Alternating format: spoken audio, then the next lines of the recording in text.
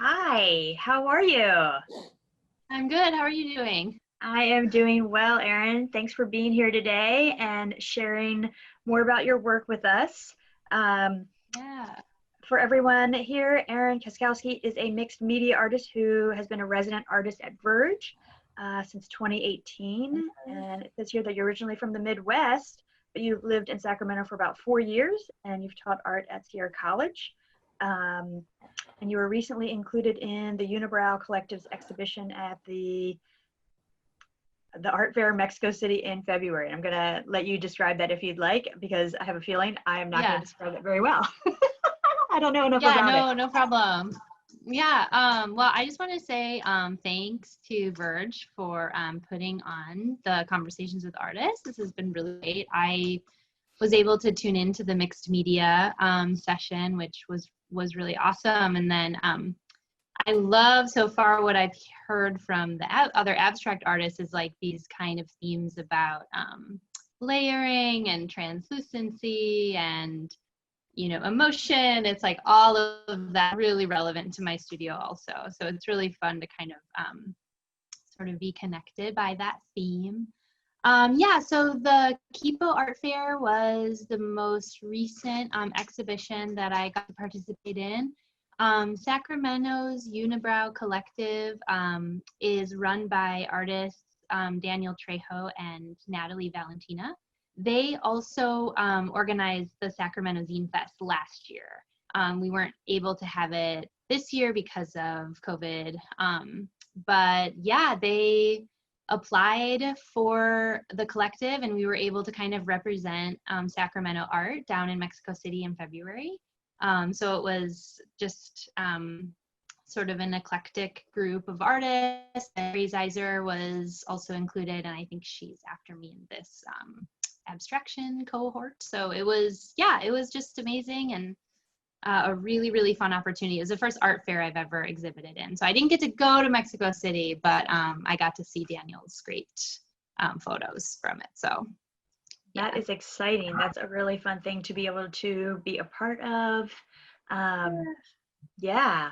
So your bio here says that you're a mixed media artist, and I've had the pleasure of being able to stop by your studio last year during Open Studios. Can you tell us a little bit about the materials that you're using and what your process is like?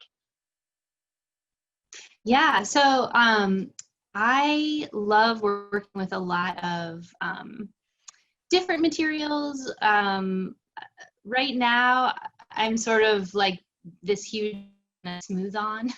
If anyone looks up, intro videos for mold making and casting, you're bound to run into the Smooth On company. So I'm like, in the last couple years, have worked a lot with resins. So totally clear resins, and then resins where I can add color. And I love layering the resin with actual photographs and collage material.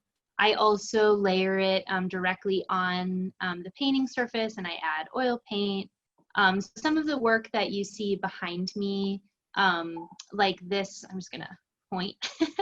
This painting here is oil paint on fabric with a couple of resin layers embedded in.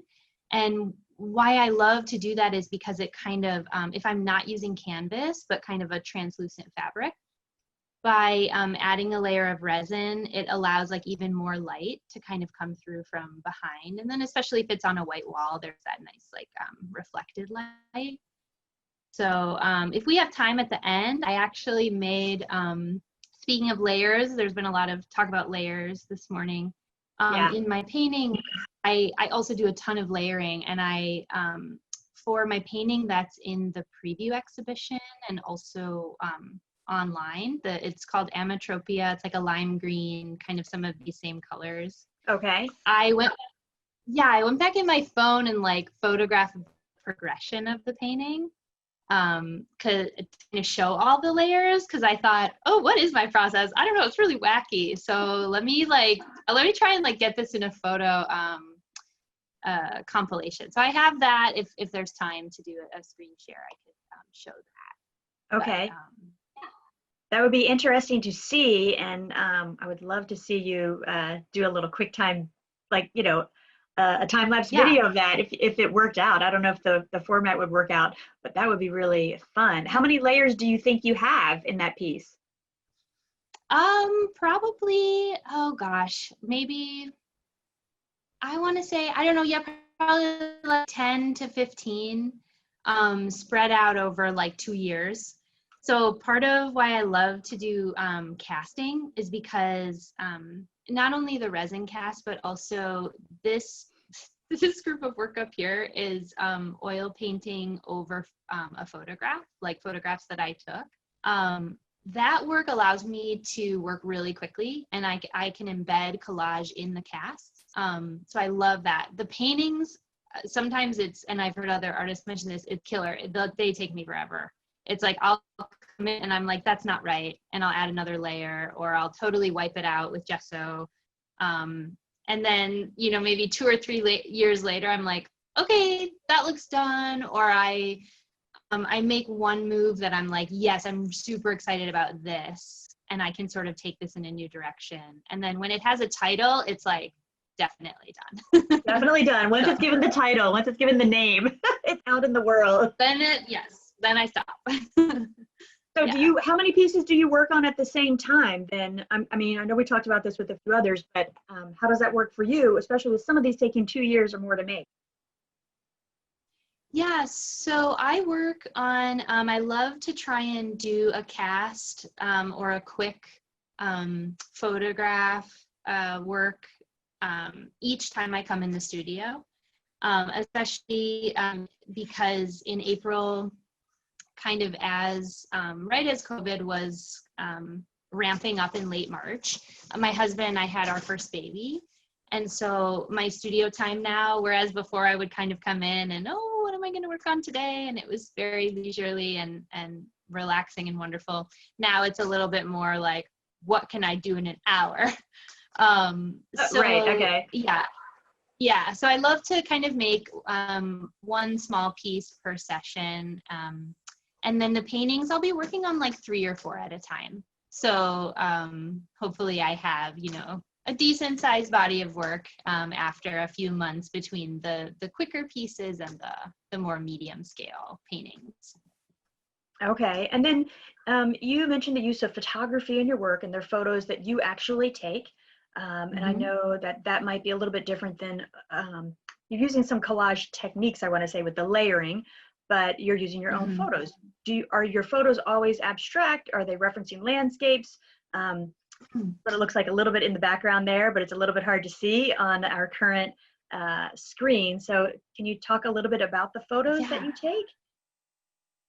Yeah, so for the most part, the photos are representational.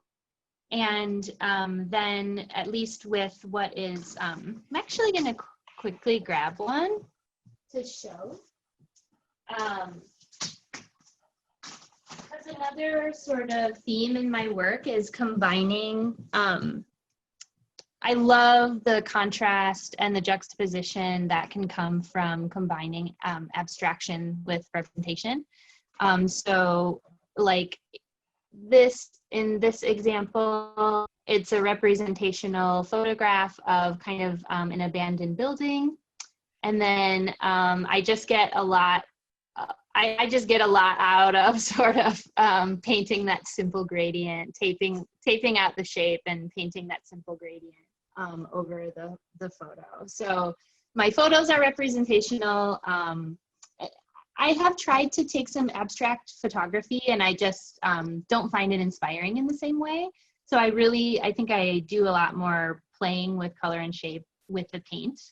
And then the imagery, I really love using representational. Another form of imagery that I get a lot of inspiration from is actually just like high gloss magazine fashion photography. Like I'm not over it, like looking through a magazine and how incredible like some of those like advertisements and stuff can look. So I did in my little slideshow, I'll see if I can share the screen in a minute.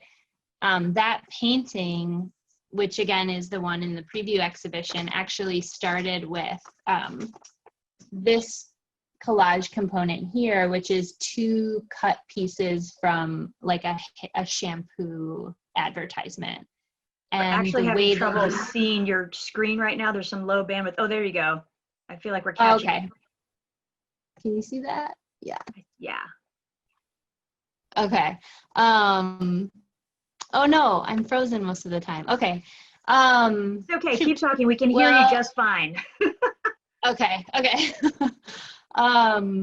Yeah, so anyways, a lot of my paintings, again, which I didn't really mention before, they start out representational, and then it's kind of like in my failure to paint representationally, I follow like more abstract paths. So let me see if I can do a screen share. Maybe Let's that see if will it'll work pull a little up. bit. Okay, let's see if that will. We have a pretty bad connection, I think, right now, so we may not be able to make it, but let's try it. All right. Can you see this? It says that you're screen sharing currently is what I see, and I see your face on the side. Okay, I see your screen now. Okay, I'm just going to go through. So again, this is like the process of the painting that I have in the preview exhibition. Started with a fabric that's not canvas. You can kind of see the frame behind it, so it's a little bit translucent. Adding that layer of resin makes the frame come forward even more. This was the representational beginning of that collage element that I showed. So I'm really trying to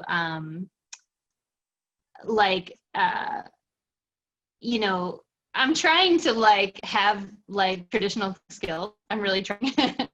And then at some point I feel like I figured I'm bored. So this was the development of this painting. Then I'm adding another layer of resin with color. And this adds also texture as well. So it's a kind of like a crusty resin layer there. And sometimes I'll flip the painting. I'm like, oh, maybe it looks better this way, you know, adding more color. So that's going to be oil paint, the yellow and pink areas. Then a dramatic shift happens. One of the themes running in my work was silhouettes. And I'm noticing the time, so I'm going to kind of go a little quicker. Okay, thanks. Got super obsessed with Judy Chicago, so added that. Then erasure, you know, I'm like freaking out at this point, feeling like I don't know what's going on. Total departure, maybe bringing in new collage. This is what my studio is looking like at this point, so I'm bringing in inspiration from around the studio. And then that's the final work that's there. So just giving a little bit of background on that. Erin, yeah, thank you for sharing that process. That's really fun to see the process. And I can see you definitely responding to it as you're creating the work, which that's a really cool energy that comes with the work in the final piece. You can see it. It definitely translates for sure. Yeah, thank you. I love that you said in my failure to paint representational things. I think that's pretty fun in your use of erasure. Yeah. Okay, we're going to wrap up, but I just want to ask you real quickly, you'll be live later today and tomorrow, or just today, or just tomorrow?